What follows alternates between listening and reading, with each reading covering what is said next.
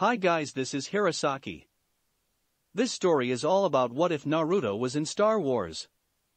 Revan and Naruto, immortal beings, return to the Republic as it heads towards war once again. What events will these two alter? Before we start, kindly like and subscribe to this channel, and look over the description box for the author of this amazing storyline. Welcome aboard. Chapter 13. Naboo was beautiful. Naruto stood upon a high branch and watched as the other dropships unloaded their armies. Only 3 others didn't, and Naruto, with his weak sense of the Force, could feel the 3 others.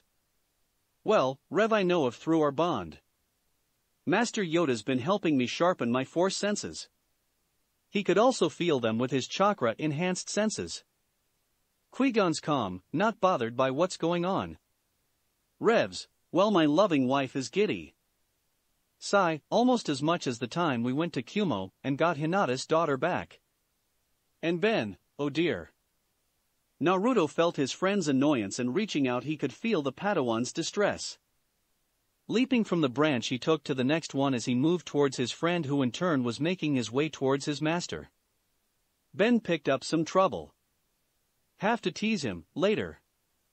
Naruto got there the same time Obi-Wan hit the ground as Qui-Gon's green-bladed lightsaber deflected the blasters back at the battle droids on their hovering machines, destroying them. It was then that he noticed a creature standing up behind the Jedi Master. Look out! He yelled as he formed a Rasengan, and the creature with floppy ears and a snout turned wide yellow eyes, seeing Naruto as he appeared right in front of him. Thanks to the Hiraishin, and Naruto not wanting the elder Jedi to be harmed, slammed the blue spinning ball into the creature's chest and sent it flying, where it skipped across the water and landed on the opposite bank. Naruto smiled and looked at Obi-Wan and a stunned Qui-Gon. You okay? He asked his friend, who nodded and held up his shorted-out lightsaber. I sort of forgot to waterproof it. You attacked a local. Qui-Gon said in surprise. I did.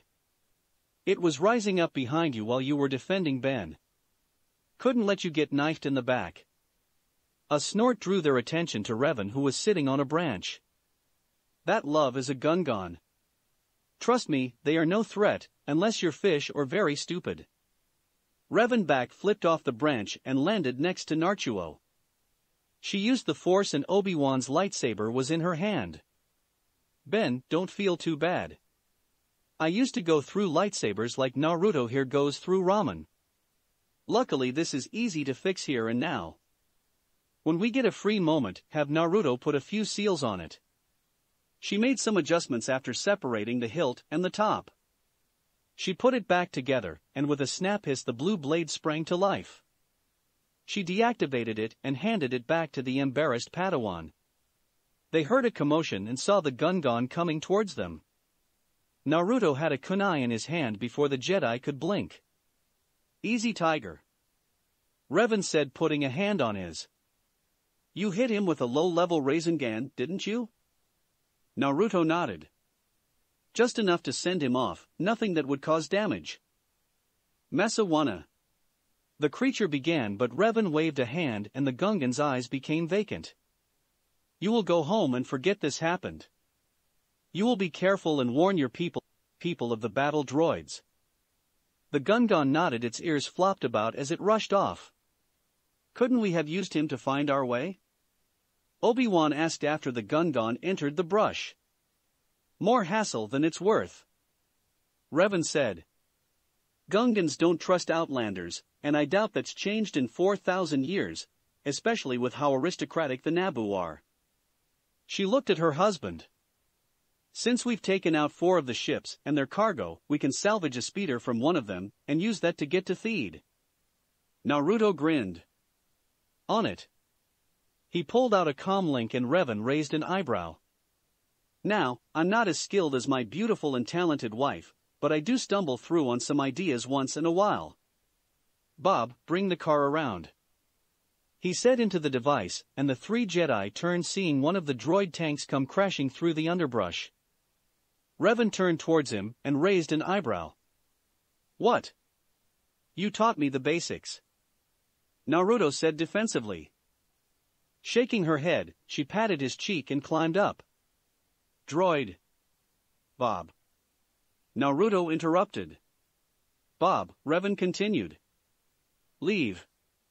Roger, Roger. The battle droid climbed out and stepped towards a tree. Power down, Bob. Naruto ordered. Roger, Roger. The Jedi climbed aboard and saw Revan had brought up a planetary map.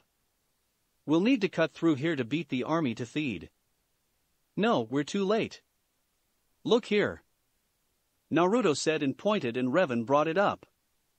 They already have control of the city, damn it to Odo. Naruto smiled. We can use the tank to slip in with the rest of the army and rescue the queen. Revan shot her husband a look. You and rescuing the princess. Naruto shrugged. Carryover from my days as a genin with dreams of adventure and excitement. A Jedi craves not those things.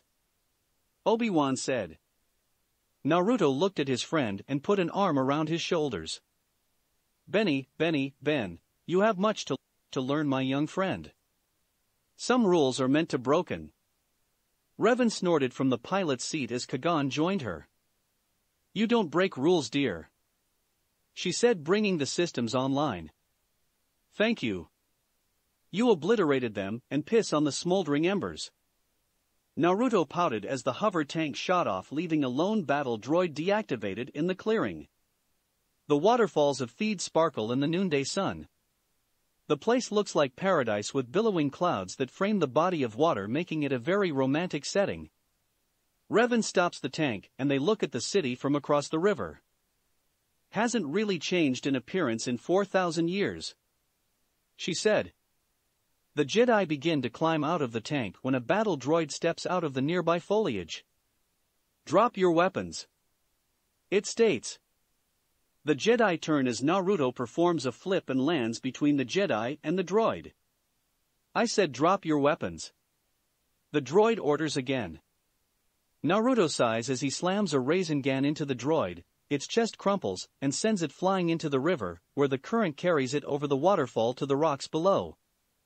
Naruto starts walking, the Jedi follow. Obi-Wan looks from where the droid was to where it went. Whoa. He muttered, making the mental note not to get hit by that attack anytime in the future. The three Jedi and lone ninja scurry around. They slip from cover to cover to avoid the patrols. They reach the plaza and see the queen, her handmaidens, advisors and guards being escorted out of the palace by 10 battle droids. Using the Force, the Jedi reach a higher walkway, and Naruto using chakra sticks to the wall in the shadows. They watch as the plaza filled with tanks and battle droids move off, unaware of what was about to happen. Obi-Wan and Kagan jump from the balcony they were on. They attack the closest battle droids in an attack to rescue the queen. 4 battle droids are instantly cut down. More droids move forward, but Revan leaps down, her twin blades slicing them up. There only remains one, the sergeant droid. It starts to run to summon more help, but Naruto appears out of thin air, and with a kick sends it crashing into the wall, where it explodes into several pieces. They really don't make them very solid, he said, looking at his wife, who sighed and put her lightsabers away. Quantity over quality, it seems. She said, agree with him, as she moved towards him to make sure he was fine. Kagan moves the queen and her surprised group to the safety of a nearby alley. Your Highness, we are ambassadors for the Supreme Chancellor, Kagan says in introduction. An elderly statesman named Bibble spoke up. Well, your negotiations seem to have failed. Kagan shook his head. The negotiations never took place. Your Highness, we must make contact with the Republic. Captain Panika of the Queen's Guard steps forward. Impossible, they knocked out all of our communications. Do you have transports?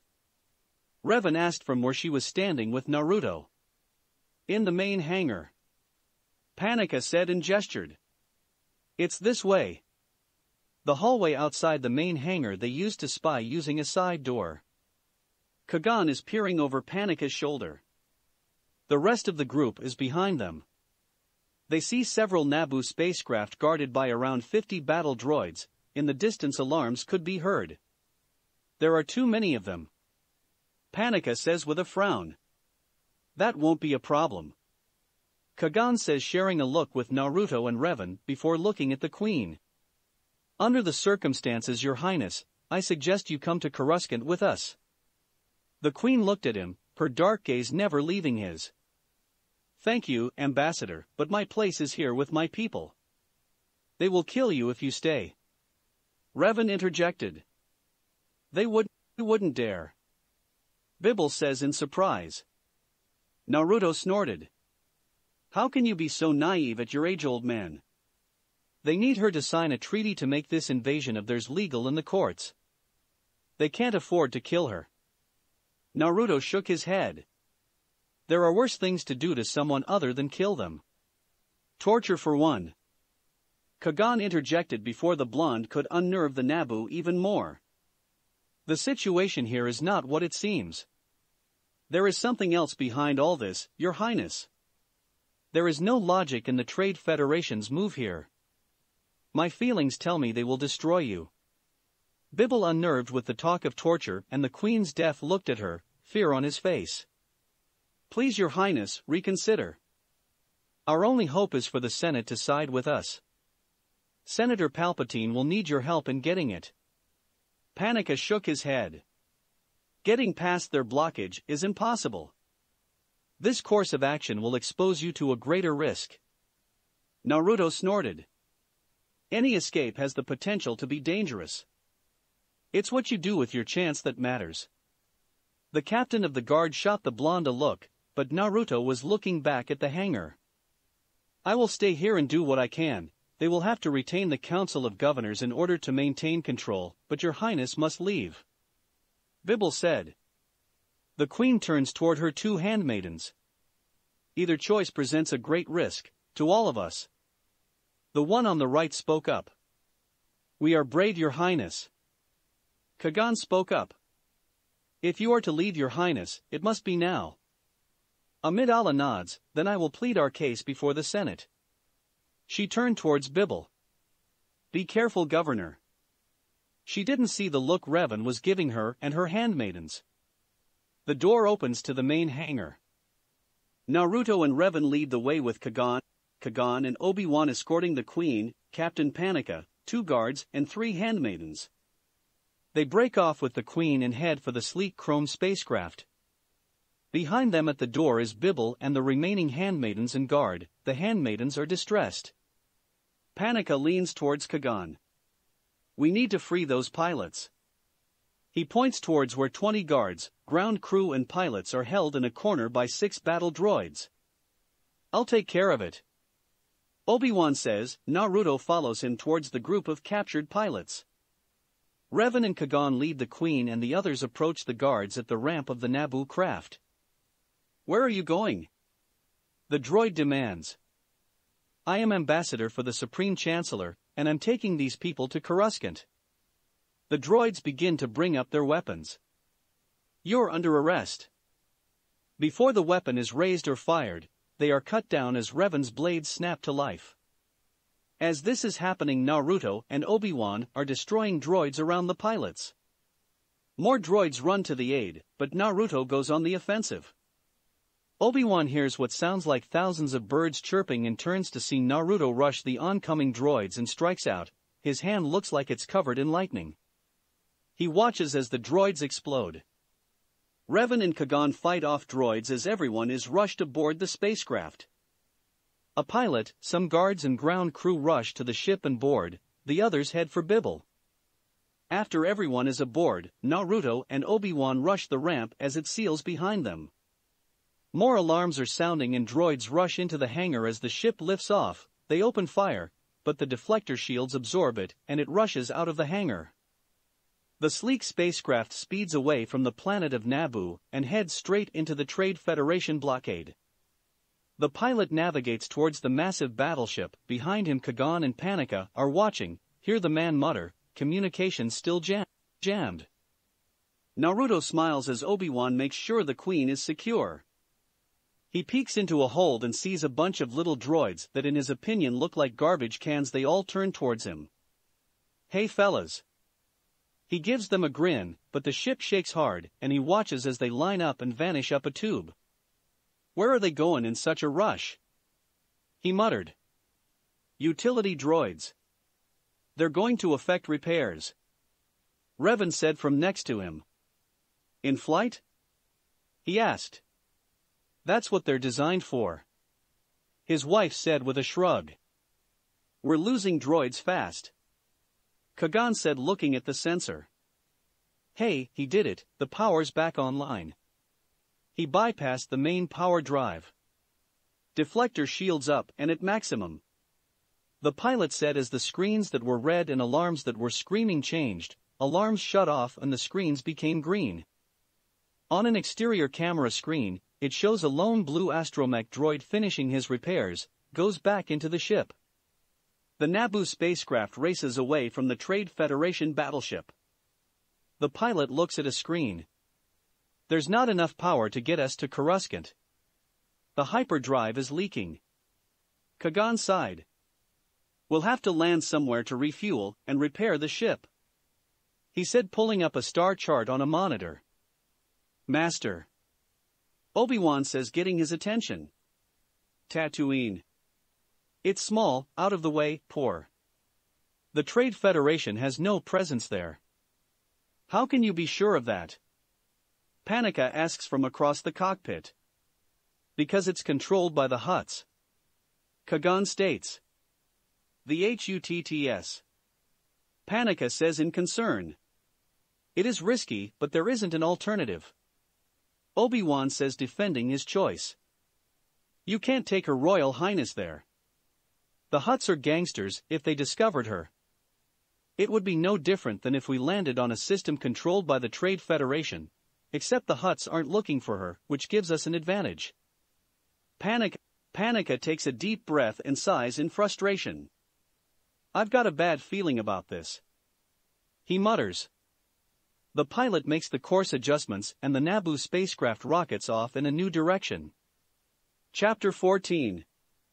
Aboard the Trade Federation battleship in a conference room, Nute Gunray and his aides sit at a conference table. A hologram of a cloaked figure looks down at them listening to their report. We control all the cities in the north, and we have 6 battalions searching for other settlements. The cloaked figure interrupts. Destroy all high-ranking officials, Viceroy. Slowly and quietly. Now, has Queen Amidala signed the treaty? Nute looks nervous. I am afraid she has disappeared, my lord. One Naboo cruiser got past our blockade. The cloaked figure swelled with anger. I want her found, Viceroy. I want that treaty signed. Lord Sidious, it's impossible to locate the ship. It's out of our range. The cloaked Sidious seems to smile under his hood as a second figure appears behind him. Not for a Sith. The Viceroy and his aides seem to shrink in fear. This is my apprentice, Lord Maul. He will find your lost ship. The hologram begins to fade. Yes, my lord. Nute says with a bow and the hologram of the Sith Lords fades away fully. Nute look at his aide. This is getting out of hand. Now there are 2 of them. We should not have made this bargain. What will happen once the Jedi become aware of these Sith Lords? Neither Neimoidian has an answer that calms them. Back aboard the Naboo spacecraft, in the Queen's quarters the heroes assemble.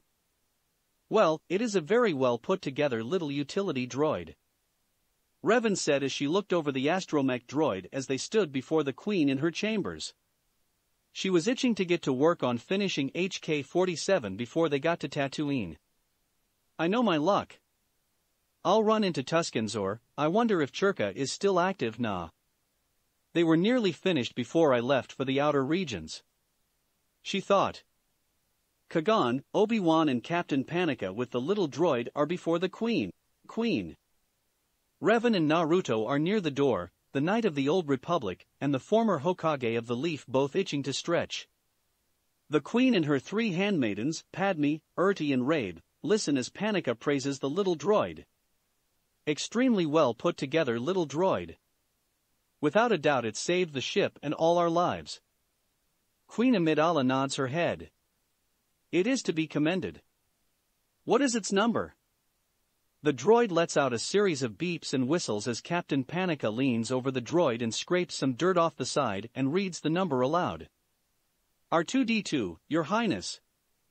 Amidala gives a slight bow of her head. Thank you, R2-D2. You have proven very loyal. She pauses and then, Padme. The handmaiden steps forward and bows to the queen. Naruto nudges his wife who nods, but holds a finger up to her lips as the queen continues speaking. Clean this droid up, the best you can, it deserves our gratitude. She looks at Panika. Continue your report, Captain. Panika looks nervously at the Jedi. Your Highness, we are heading for a remote planet called Tatooine. It is a system far beyond the reach of the Trade Federation. There we will hopefully be able to make the needed repairs, and from there. Panika does not look happy. Your Highness, Tatooine is very dangerous. It's controlled by an alliance of gangsters known as the Hutts. I do not agree with the Jedi on this. Kagan stepped forward. You must trust my judgment, Your Highness. Revan and Naruto seem to be the only ones who see the Queen look at Padme, who moves next to R2-D2. The meeting breaks up with Amidala dismissing them and telling Panika that she will take his protest under advisement. Revan was sitting before the frame of HK-47. Every so often she would look up from her wiring and watch as Padme worked at cleaning R2-D2. Revan could tell the girl barely had a clue as to what she was doing. I mean, a rag is fine for the first layer of dirt, but no tools? Shaking her head, she could hear her husband tormenting Obi-Wan as they came down the corridor into the hold. Saying that with an alternate training method would be better. Master Yoda agrees with me and even asked me to work with the younglings. The blonde said. I can't believe he will leave you of all people alone with the younglings. That alone sends a disturbance in the Force. A million voices cry out. Obi-Wan stopped at the door as his eyes landed on the red-robed figure of the handmaiden, while Naruto, oblivious, went to his wife and kissed her on the forehead before looking at HK-47's frame. Orange. He said. No. Revan said. But that rust color is close. I'm just saying, a nice bright orange. You'll sleep at Obi-Wan's if you even think about painting MY droid that hideous orange. Revan said, looking up from her wiring in the chest cavity. Naruto made a HN sound as he saw the changes she'd made. What gives? After seeing how crappy the Trade Federation's design was, I've made modifications.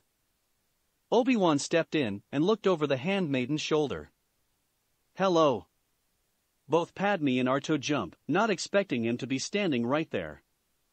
Revan and Naruto smile, seeing the embarrassed look on the Padawan's face. Sorry about that, I didn't mean to startle you. He said. That's all right.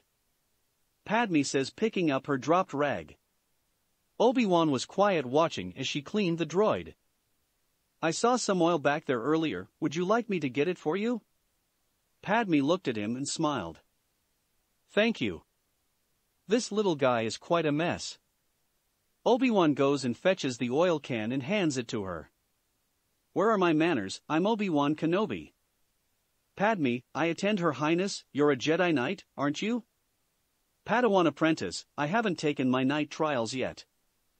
Obi-Wan corrects her. So, they sent 4 Jedi to help us? Padme asks. Obi-Wan shakes his head. Master Kagan and Master Revan are the fully trained Jedi. I'm a Padawan learner still, and Naruto. He looks at the blonde who is helping his wife with the adjustments on their droid. He sees the 4 arms locking together to make one set of arms on each side. Well, Naruto is Revan's husband, and a warrior of renown from his world, and is a Force sensitive. He smiled as he watched the Namikaze arguing. That one goes here, this one goes there. Revan said with a hint of frustration. Husband? I thought Jedi weren't allowed to marry?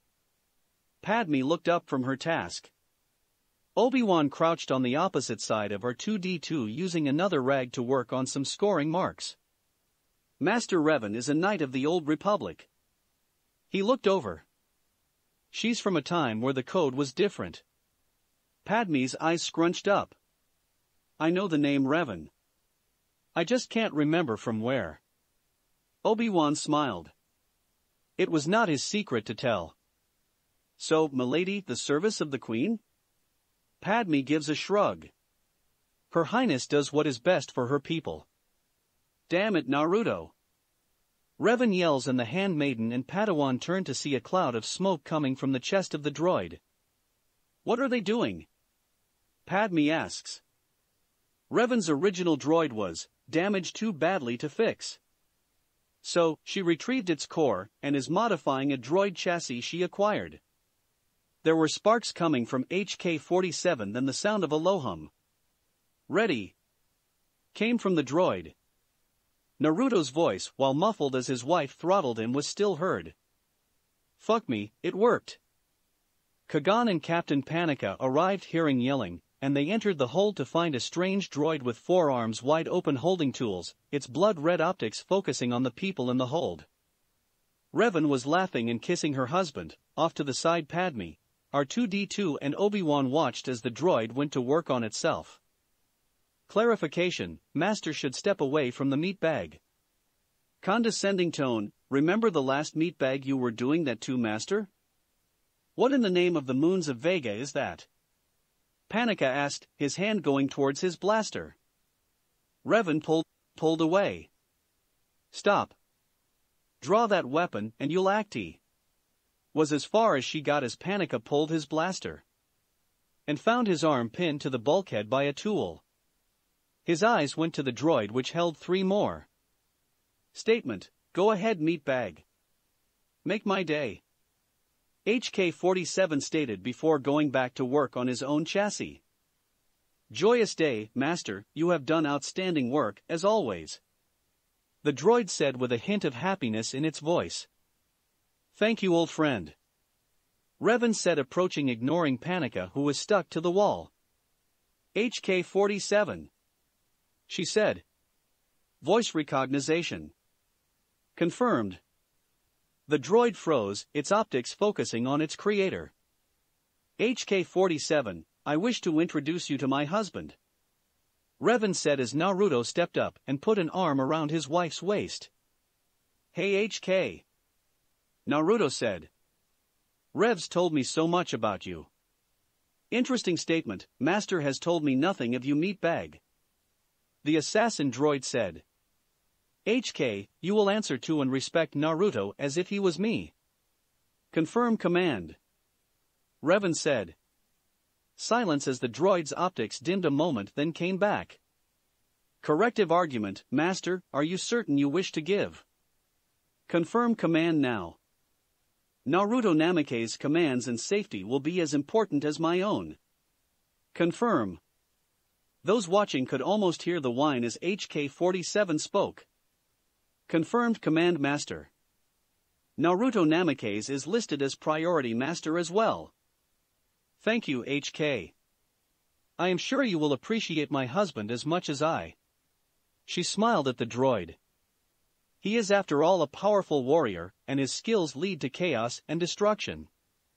Inquiry, chaos and destruction? Naruto smiled.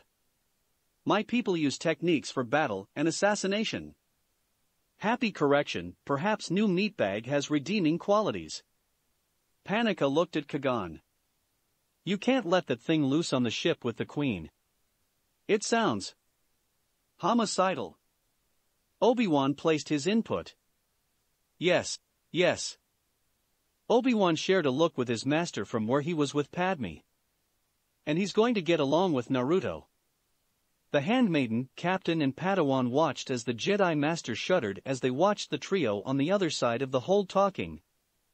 R2 let out a low warble. Obi-Wan nodded. I too have a bad feeling about this. Panika, Obi-Wan and Kagan are looking over the pilot's shoulder. A large yellow planet appears directly ahead. The pilot is looking at the scopes. That's it. Tatooine. Obi-Wan says. There's a settlement, a spaceport, looks like. Land near the outskirts. We don't want to attract any attention. Kagan says. Revan stepped up behind that. And that would attract more. What do you mean? Panika asks. Ollie? Yes, Master Revan? The pilot says. Get clearance to land at the spaceport. She looks at the scope. Mos Espa? That's new. Not really. The pilot says. It's been around for about 200 years. Anchorhead has been around forever, I believe. Revan smiles at that. You wouldn't believe me if I told you. She turned back to Kagan and Obi-Wan. The displeased look on Panika's face was ignored. By landing outside in the desert, that attracts more attention. Landing at the spaceport blends us in with the rest of the traffic. But the Queen's safety. Panika began. This will be safer. Just post people at the ramp and don't let anyone load anything. Behind them they heard a bark of laughter as Naruto joined them. Gizka. He muttered. He looked at Revan. I've got HK outfitted. He wishes to examine some of my skills once we land. Mention something of hunting? Revan shook her head. Not sure if that's still allowed. But he will be coming with us. Us? Kagan asked. Of course, Master Jin. Naruto, Obi-Wan, myself and 2 droids shall venture into the town and look for parts. You will stay and protect the Queen. Kagan looked rather put out that he was being told to stay behind while his Padawan was getting to go off ship, but Revan was technically senior master on the mission. One of us would need to remain behind, and while I'm a bit dated, I'm better suited to be amongst the population of Tatooine. I can't leave Naruto behind as he'd drive you, the Queen and everyone else up the wall, and HK would shoot first and apologize over your smoldering corpse later. And my Padawan? He asked with a smile on his lips. A learning experience for him. She said quickly. Not finding an argument, he nodded. The Naboo spacecraft lands in a docking bay at the Mos Espa spaceport. A swirl of sand announces its arrival and the start of the passengers' adventures on the desert planet. Chapter 15. The boarding ramp was down and Revan was walking towards it with her husband and droid behind her. She had ignored Panika's whining about exposing the Queen to danger and how they should have hidden the ship out amongst the dunes. Tell you what, Captain, between the two of us, who's been away from Naboo more? She finally said. The Hutts are vile beasts. He tried. And I'm a former Sith Lord. She spun on her heel and walked away while the man sputtered. Revheim? Naruto asked, pulling up the hood of his robe. It hasn't changed much. She muttered. Rev? Sorry, love. She said and turned to him. She stopped whatever she was about to say as she saw Captain Panika come down the ramp with the Queen's handmaiden. Pavarti? Pauli? Polly? No, Padme. Her Highness wishes to learn more about this planet and requests you take her handmaiden with you. He said once they caught up with them. No, not taking requests today. She looked back to the ship as Obi-Wan finally joined them. Took you long enough, Padawan. She said, ignoring Panika. Sorry, Master Revan. Had trouble getting to the hyperdrive to get its markings. She nodded and turned back to Panika and Padme. Very well. We'll make this a regular school trip and keep an eye on the kids. She looked at Naruto, who was slipping away slowly. And where do you think you're going, dear? He paused and saw Obi-Wan smile. Oh, HK wants to do an analysis of the surrounding area to compare it to his memory banks, and I thought I'd scout around and keep out of your way as you got new parts. She looked at him and narrowed her eyes. He's shielding. Which means HK-47. She said. Yes, Master? What are you and my husband going to be doing for real? She heard Naruto's muttered damn. Statement, Master's mate has inquired about causing large amounts of property damage and perhaps learning this unit's primary functions. Revan closed her eyes. She knew having these two in the same system would be trouble. I just never thought they would start so quickly. She opened her eyes to find them gone. Naruto! She yelled and rounded on Obi-Wan, who put Padme between him and the danger of a mad wife. Padawan, fetch her 2D2, it seems we will need his services. She looked at the handmaiden and waited till Obi-Wan was on the ship. Now, Your Highness, care to explain what game you're playing? Padme paled. How? Revan smiled. Both my husband I suspected something the moment we saw the Queen's reactions back on Naboo, and how you were the first to speak up, as if coaching her. Padme sighed. You're not going to tell, are you? No. Both Naruto and I are used to decoys. Back on my husband's home world it is a standard practice for many people to use a body double. We will keep this under our caps if you will turn the phrase. But you will stay close to either myself or Naruto. What about Obi-Wan? Revan raised her eyebrow. She said nothing, and soon the pair were joined by the flustered-looking Obi-Wan and the dome-topped R2. Let's go. After we deal with getting the parts, we'll find my husband and droid. How are we going to do that, Master? Obi-Wan asked. Simple. Follow the mass destruction. Revan said, leading them away from the spaceport. Naruto sighed as he stepped out of the shadows. Nearly as bad as Suna in the summer. He muttered, wiping his brow. He looked at HK. Statement, what an unorthodox means of concealment. Thanks. Used to use the same manner when I was a child to hide from ANBU and Jonin. Inquiry, and these ANBU and Jonin were skilled in assassination and tracking? Oh yeah. Imagine this, HK, a whole village built around the concept of assassination, espionage and subterfuge. Thrilling sensation. Oh Master, my circuits are in flux with the thought of what meatbags can do to improvise in such ways to make them efficient killers. Naruto shook his head. We'll have to work on your language skills, HK. You don't need to say statement and such when you talk. Now, let's find us a bounty office or hunter's guild. Recitation, guilds are marked usually near the port. A hunter's permit will be needed in order to collect. Naruto nodded as they continued to walk. He pulled off the Jedi robes and shoved them into his pack, as well as his jacket, leaving him in a midnight blue muscle shirt and black cargo pants. What I wouldn't give for orange. He thought. Revan had replaced his wardrobe since they arrived on Coruscant, and he had blues and greens and even a few rust reds and oranges in the darker color, but nothing bright. Is that a hunter's den? Naruto asked. Negative.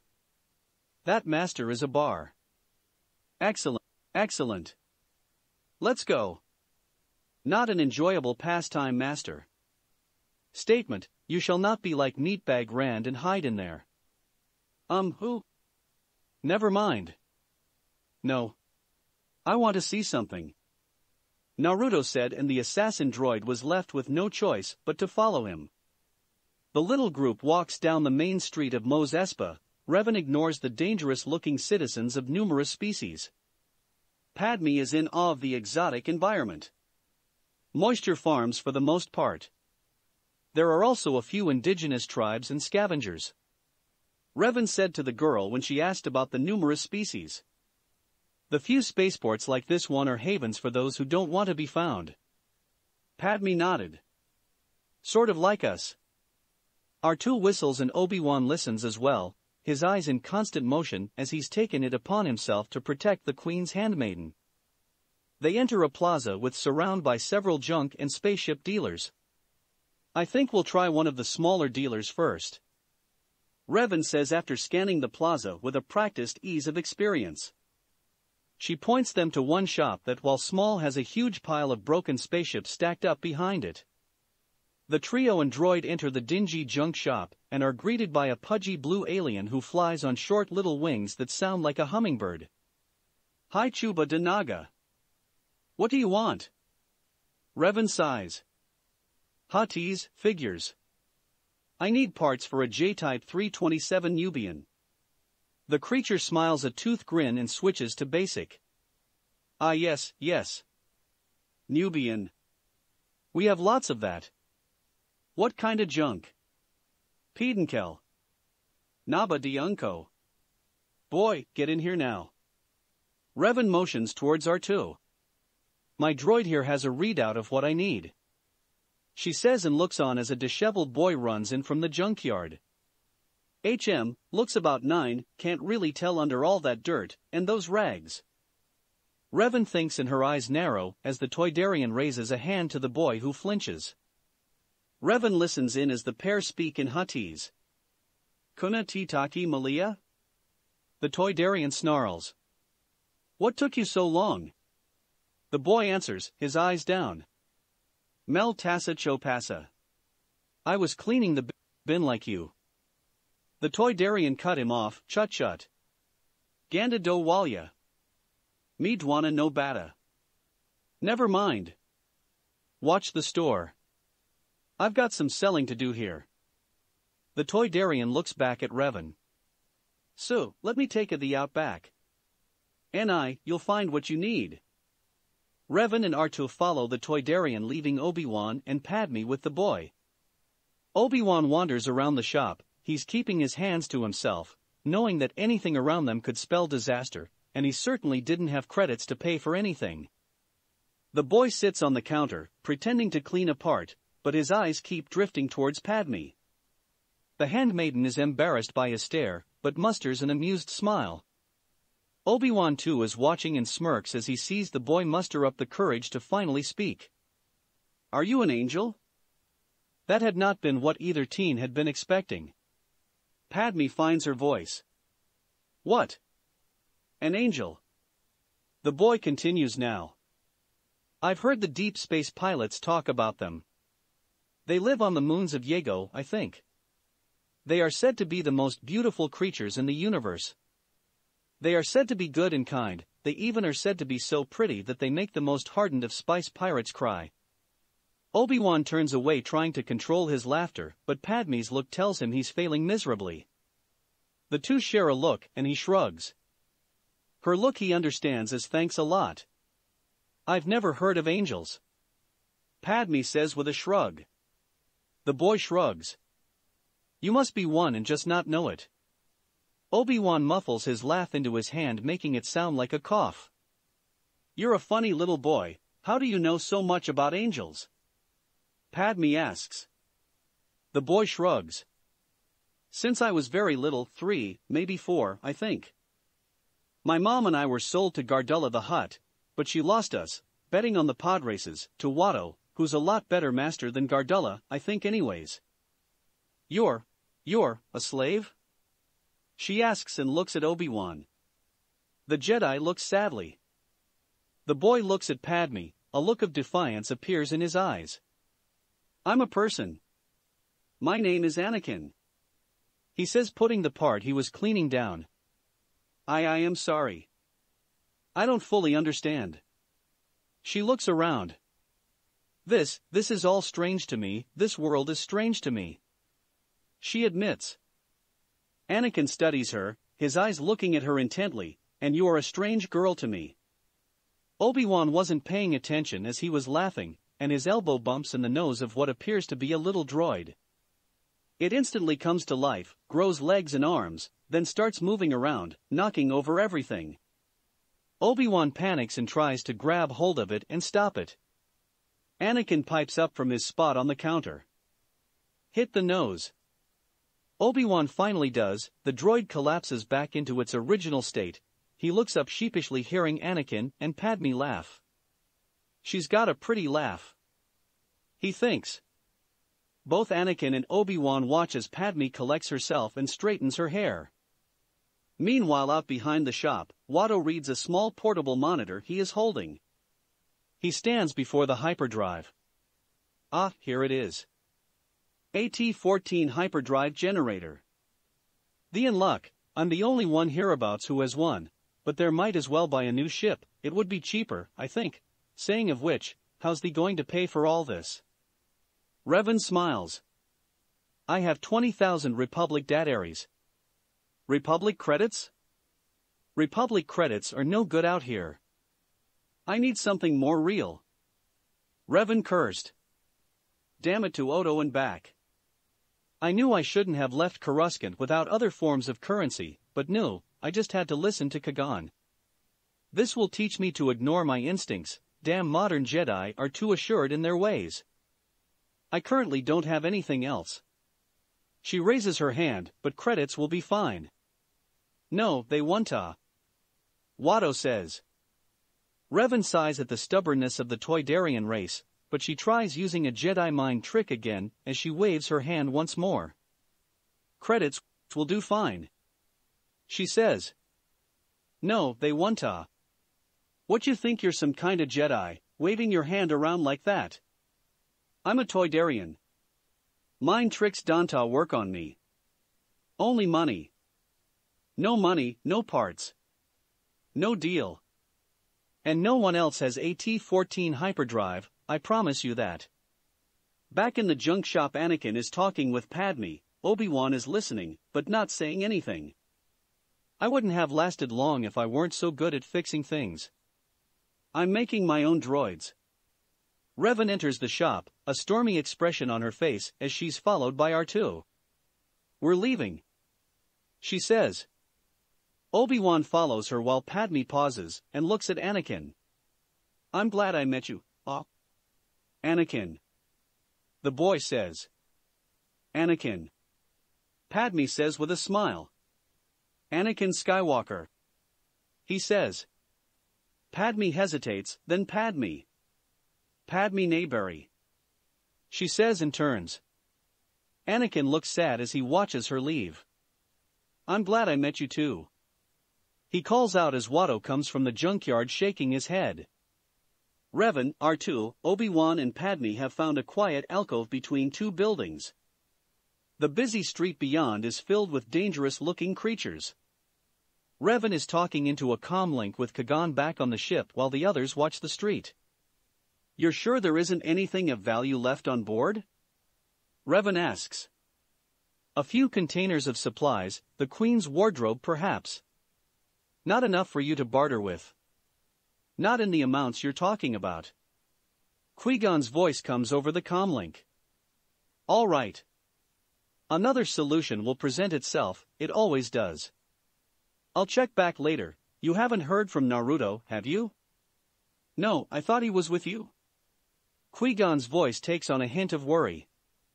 He and HK are doing some bonding. Never mind, I'll find him. She puts the comlink away and starts walking out onto the main street, but Padme stops her by grabbing her arm. Is that a good idea? We could be robbed or assaulted. She asked, pointing out to the same thing happening up the street. Revan smiles. Not likely, we have nothing of value. Obi-Wan adds his own, and Revan knew it was from him hanging around with Naruto. That's the problem. They were walking the market when they found Naruto and HK-47. Revan saw them as a Dug tried to assault her husband and was then slammed against the wall. HK had the barrel of his assault rifle digging into the Dug's neck. She couldn't hear what was said, but she'd never in her life seen a Dug turn that shade of white before. Naruto let him go and she watched as the creature scurried back to a stall. That was so wizard. Revan and the others turned to see Anakin standing there. You know that guy? My husband. Revan says with a smile as Naruto, sensing her, turns and smiles. He picked a fight with a Dug? A dangerous one at that. He's called Sebulba.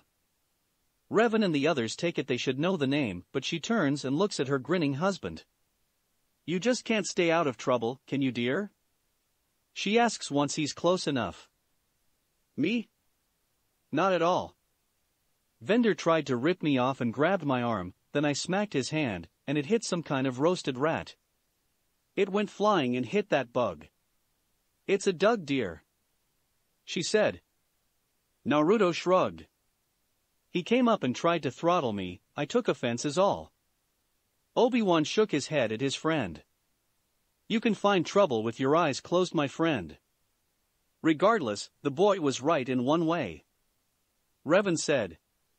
Oh, Naruto asked, raising an eyebrow. You are heading into trouble. You left me.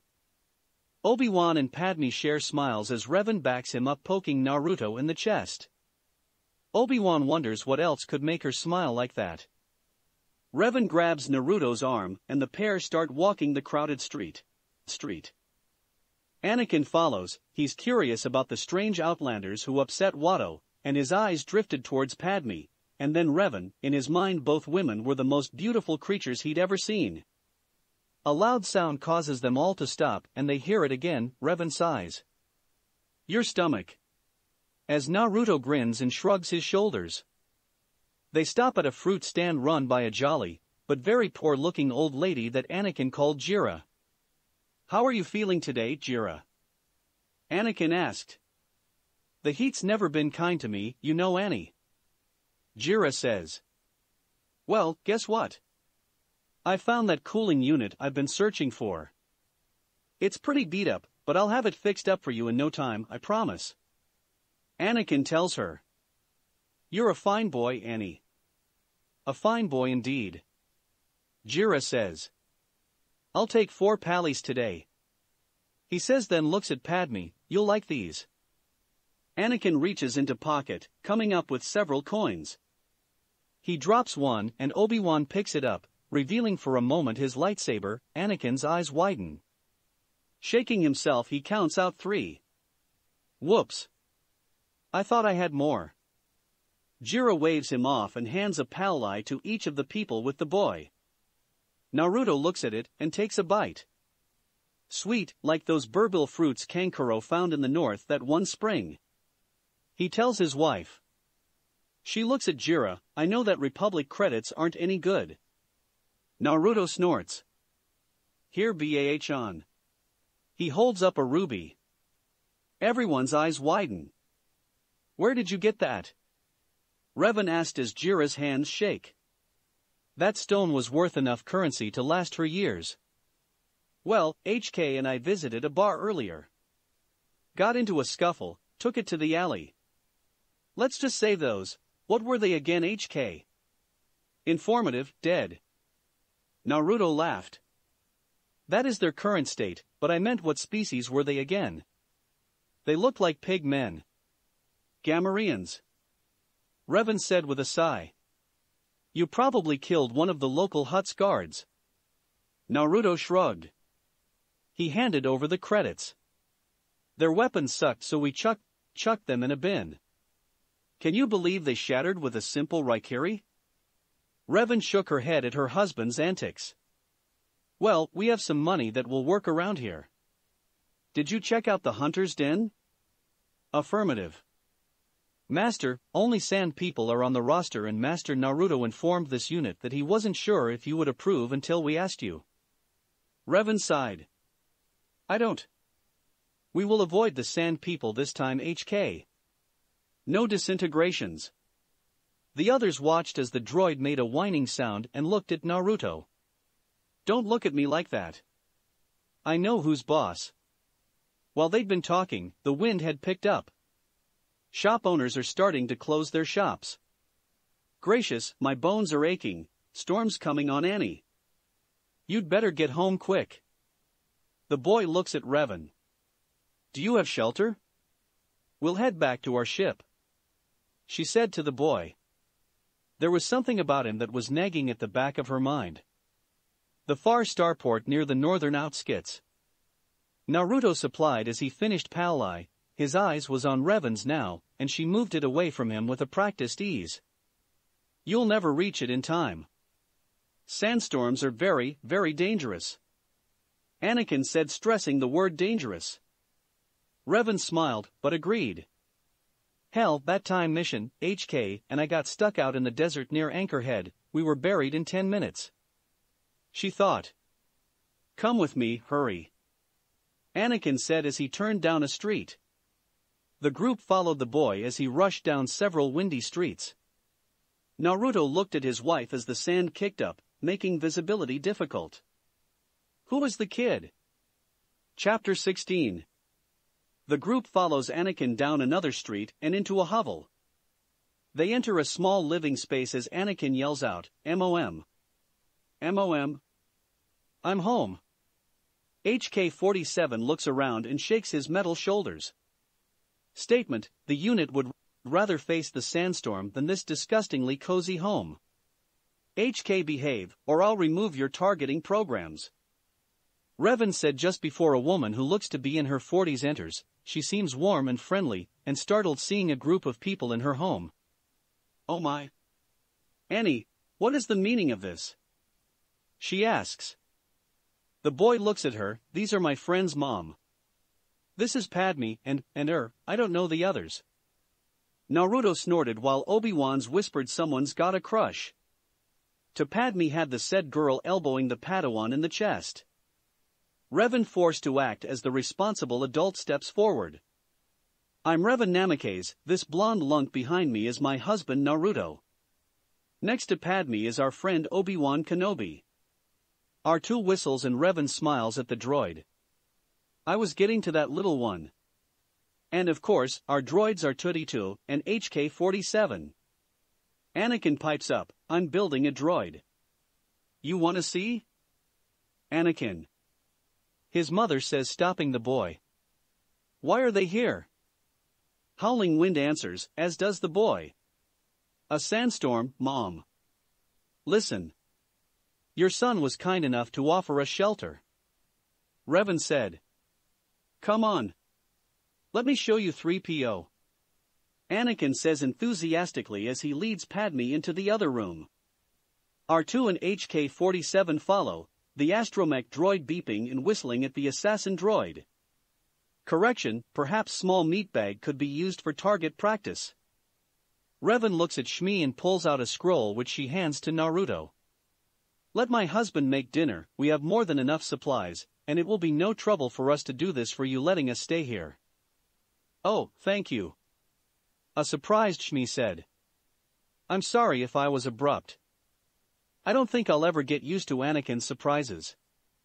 Revan nodded from experience as she shot her husband a look.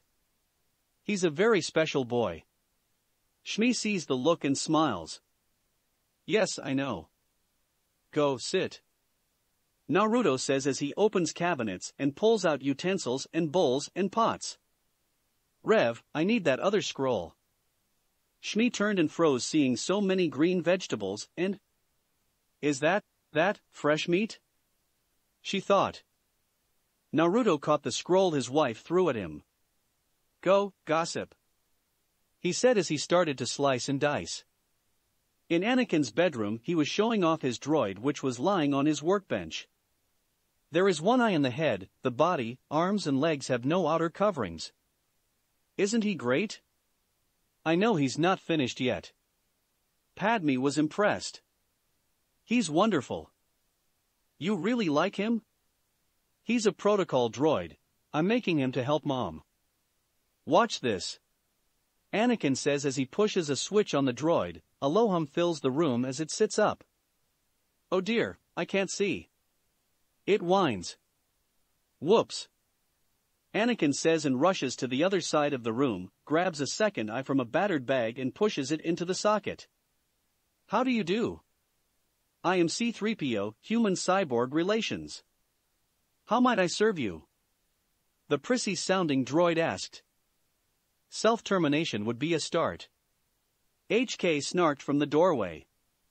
Padme shot the droid a look before looking at 3PO. He's perfect. Oh, thank you. 3PO says. When the storm is over, you want to see my racer?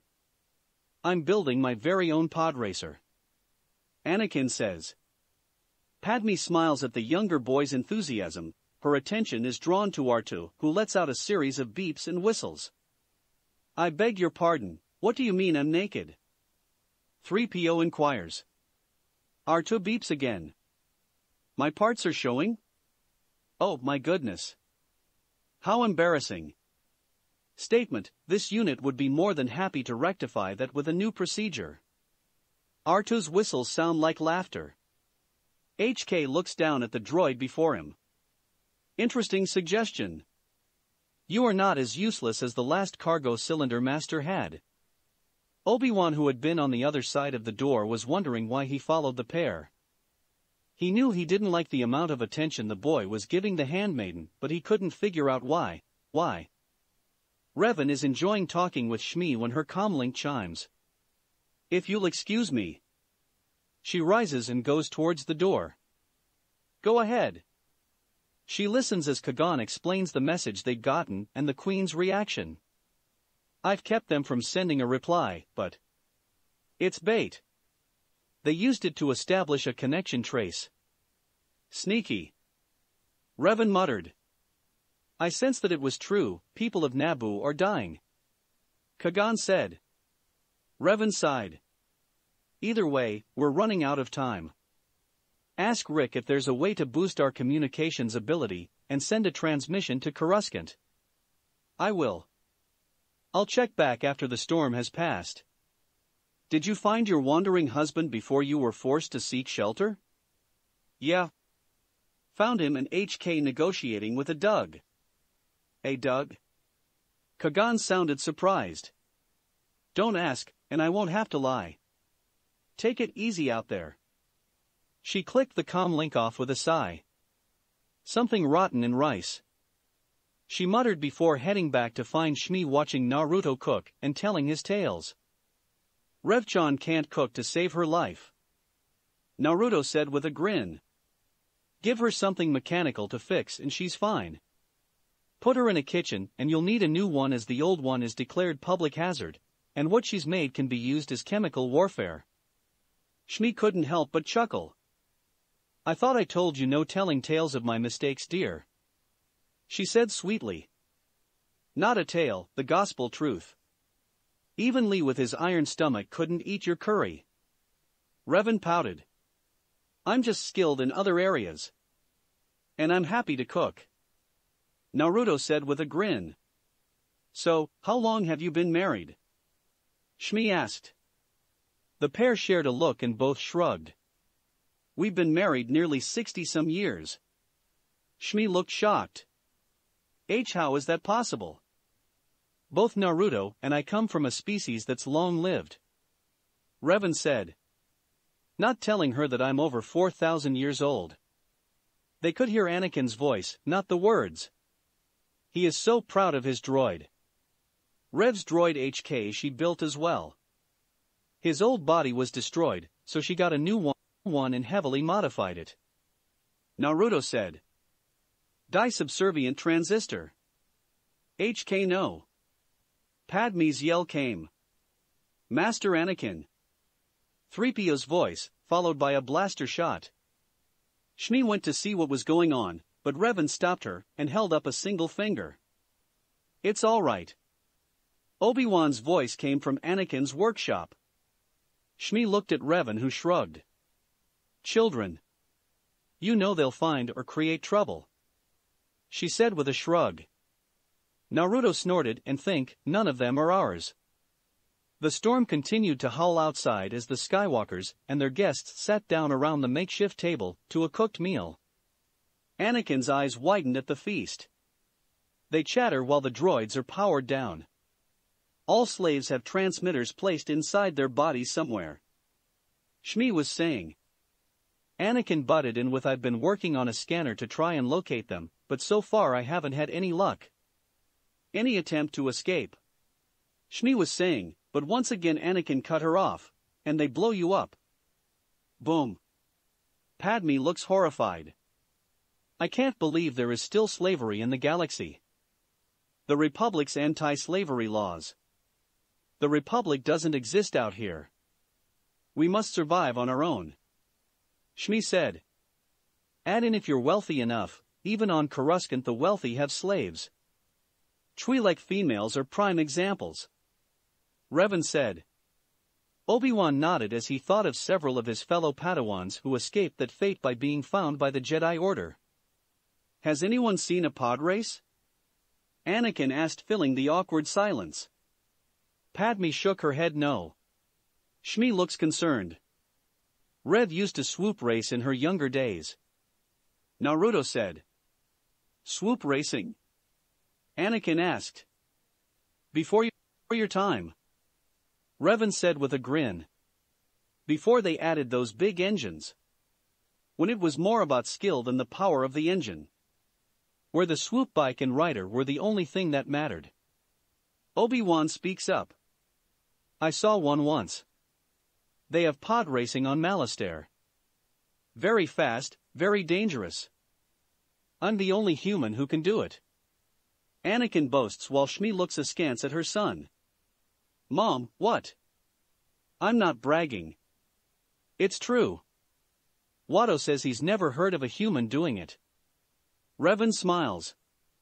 You must have Jedi reflexes if you race pods.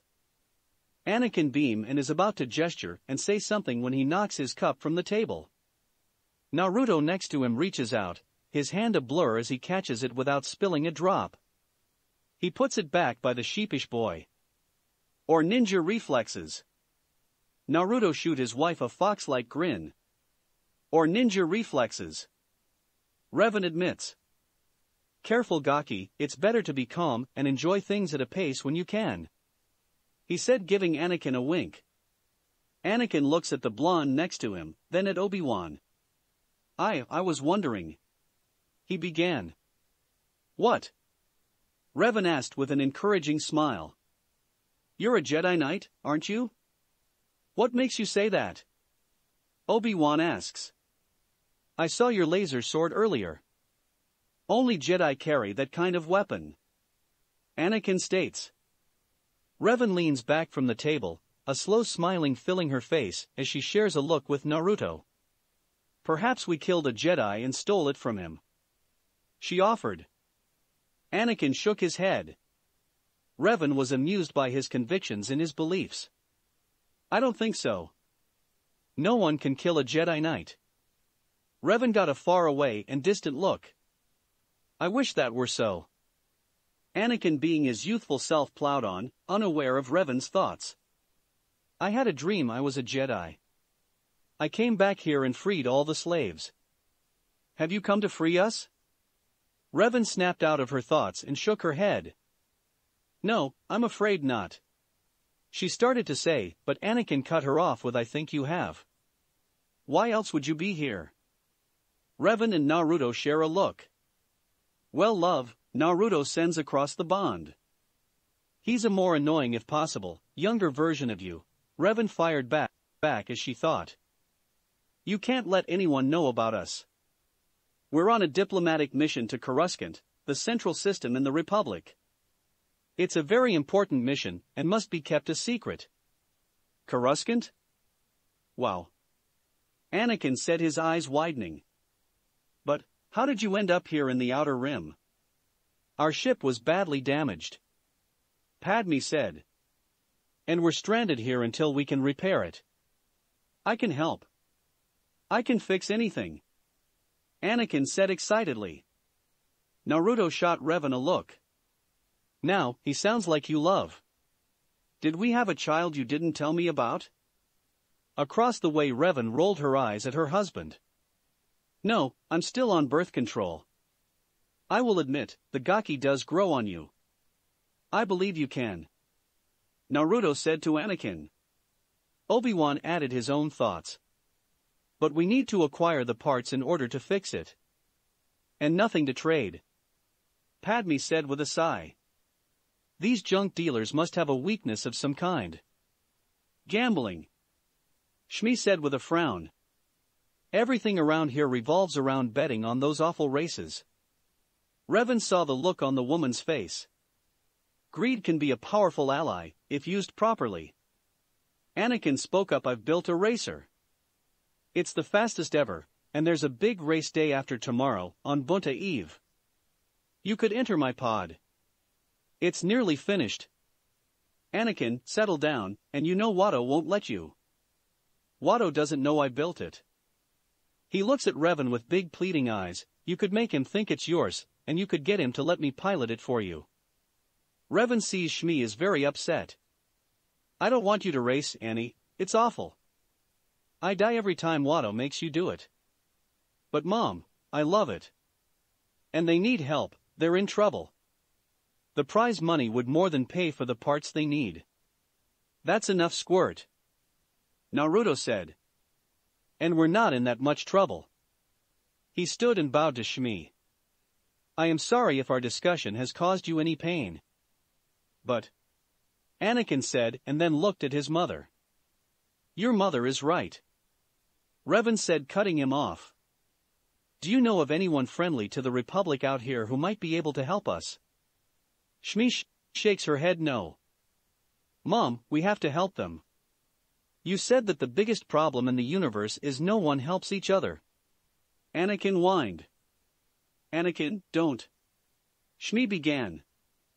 I'm sure Revan doesn't want to put your son in danger. We will find another way. Padme said. Shmi sighs. No, Annie's right, there is no other way. The Hutts control everything here. I may not like it, but he can help you, Softer, he was meant to help you. Is that a yes? That is a yes. Anakin whoops while outside the storm continues to rage. Chapter 17. Well, Anakin asked as he showed them the pod the next morning after the sandstorm passed. Revan looked at the pod, looked at the sky. This is Tsunade's revenge, isn't it? She muttered. Naruto looked at it and scratched his head. He looked at HK. And that's... Comedic line, little meatbag believes that is to be a racer. The droid said. HK. Revan said. Yes, master? The droid stood straighter. Do you have a thermal detonator? Joyous statement, but of course, I do, master. Can I frag the little meat sack now? Everyone froze. No. Anakin looked at the droid in surprise, while Padme and Obi-Wan breathed sighs of relief. But I am tempted to send you to talk with Watto for me. Joyous compliance. The assassin droid said and turned. Freeze. Revan said. That was not an order, that was me being annoyed. Naruto smirked seeing the droid's skeletal shoulders slump. Look at it this way, HK, while they work on the pod, you and I get to thin the cantina's excess criminal population. The droid's eye sensors seemed to glow as it unslung the assault rifle. Ready. Revan sighed. Go play. Stay out of jail. She said with a resigned sigh. Naruto hooped and rushed up, kissed her, then grabbed HK-47. The pair vanished in a sand shushin. How did he do that? Obi-Wan and Anakin asked at the same time. Padme looked shocked and R2 was next to 3PO beeping that they vanished from his sensors. It's one of his many skills. Now, tell me about the engines. She commanded Anakin as she pulled off her robe, standing there in a sleeveless top and pants. Naruto smiled as he looked at the datapad. Bounty hunting is easier. He muttered as he looked at the information. Master, I am experiencing an abundance of being overjoyed. HK said as they returned to the bounty office for the 6th time in the last hour. The scruffy human behind the counter saw him coming. You keep this up, kid, and you'll be out of business. Naruto shrugged and put the sack with the bounty's head in it on the counter. You don't want the live bounties? The man asked. Nah, don't have time nor desire to haul them all over. I need cash and fast. Got a bounty on your head I should know about? The office worker asked as he counted out the credits. Naruto smirked. Nope, but anyone dumb enough to come at me gets to deal with him. Naruto jerked his thumb towards HK. Master is too kind. Statement, this unit cannot wait until you inform Mistress that you installed new weapons learning software. Naruto smirked. He knew Revan wouldn't mind, and the shuriken launchers on the droid's arms would be an added weapon. Nice droid, how come he isn't fitted with a restraining bolt? The office worker asked. Don't need it. He looked at the bounty wall. Sand people. Mistress would not be pleased. HK reminded the blonde. I know. But it's better than putting all our eggs in one basket with that stupid race. Race? You mean the Bunta Eve opener? The bounty officer asked. Yeah. What do you know? I know to bet heavily on Sebulba. The man said. Sebulba? Doug. He's one of the dirtiest racers, but he's won the last 9 races in a row. Doug. No, it couldn't be. Shaking his head, Naruto grabbed a bounty off the wall. Come on HK, we have a Rodian to track down. Bring this one back alive. The officer said, looking at the bleeding sack. He's too good at this. The man muttered. Revan got the mental message from Naruto, and she smiled knowing her husband was right. Now to talk with Watto. Entering the shop, she sighed seeing the Toydarian hovering by the counter arguing with the boy in Huttese. Patago Bala. From Watto. No Bada. From the 9-year-old who looked serious. Pedunky. Maki Chilia. Watto countered. Banyo. Anakin fired back. Watto noticed Revan. The boy tells me you want to sponsor him in a race. You can't afford parts, how can you do this? Not on Republic credits, I think. The Toydarian finishes with a laugh. My husband has acquired enough for the entry fee doing some bounty work. Revan says with a shrug. And if it's not enough, then our ship will be used. She says, pulling out a small object that looks like a watch from a pocket, and a hologram of the Naboo spacecraft appears. Watto studies it. Unless your husband is Jango Fett or Aurra Sing, then he won't get enough credits in time to matter. His big yellow eyes look at the hologram again. This, however, not bad. A Nubian. Revan smirked at the greed in the creature's eyes. It's in good order, except for the parts we need. But what would the boy ride? He smashed up my pod in the last race. It will take some time to fix it. Anakin looks at the ground embarrassed, but steps forward. It wasn't my fault really. Sebulba flashed me with his vent ports. I actually saved the pod, mostly. Watto laughs. That you did. Looks back at Revan. The boy is good, no doubts there. She nods in agreement. I have acquired a pod in a game of chance. I'm told it's the fastest ever built. Watto looks thoughtful. I hope you didn't kill anyone I know for it. Laughs. So, you supply the pod and the entry fee, I supply the boy, we split the winnings 50-50 I think. Revan mentally rolls her eyes. 50-50?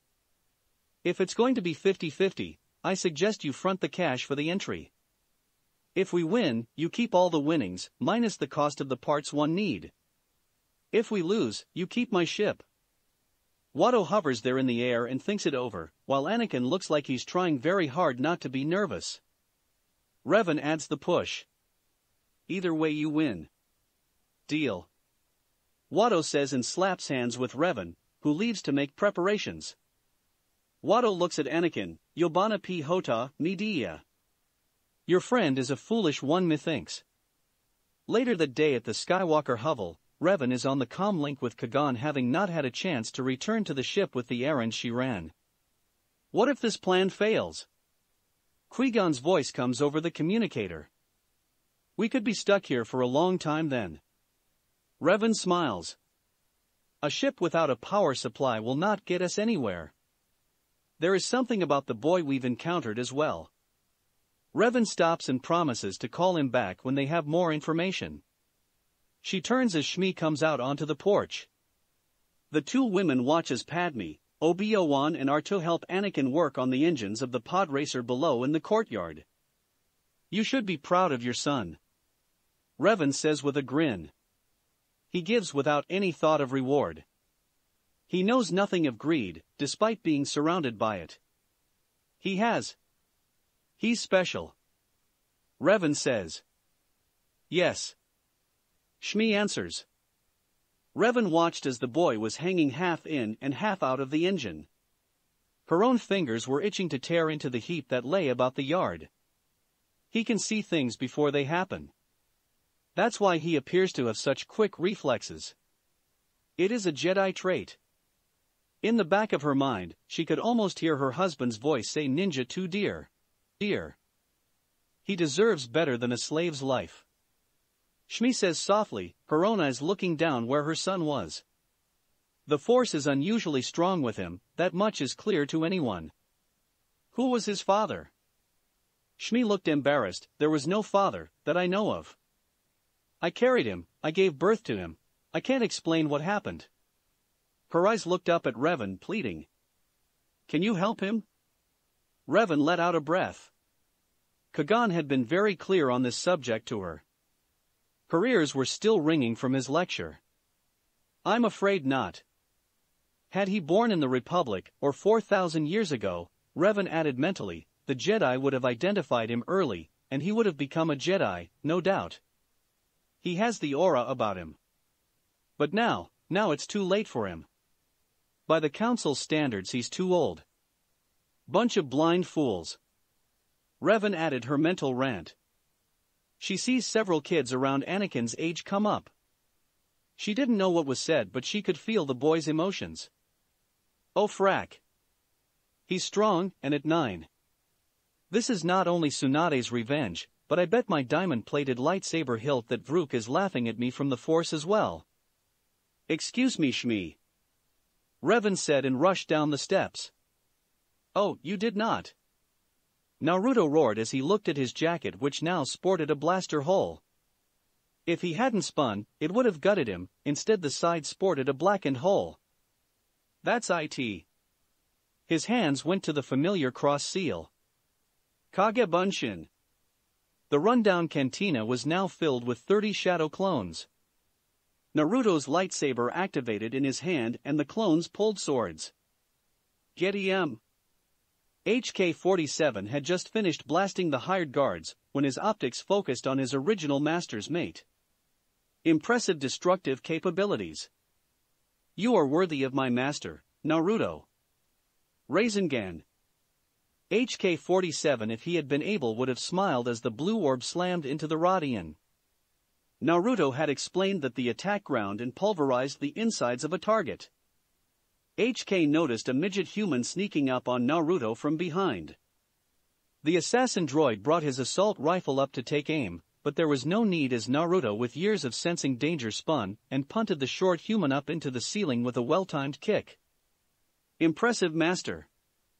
HK said as his optics focused on the midget dangling from its neck in the ceiling. Most amusing decor you've developed. Naruto smiled as he put a foot on the Rodian as it lay on the ground groaning. Shut up. I didn't hit you that hard. Gleeful statement, you can do it again, master. Naruto smirked. I could, but the meat sack at the bounty office asked for this one alive. Weary resignation. Very well, master. Perhaps we can hunt a crate dragon or even a couple of sand people next. Naruto thought about it. As long as we don't tell Revan. Compliance, master. That's it for this reading. Hit like and subscribe for a free ticket pass going to the different worlds of anime fanfictions. Looking forward to having you on board again.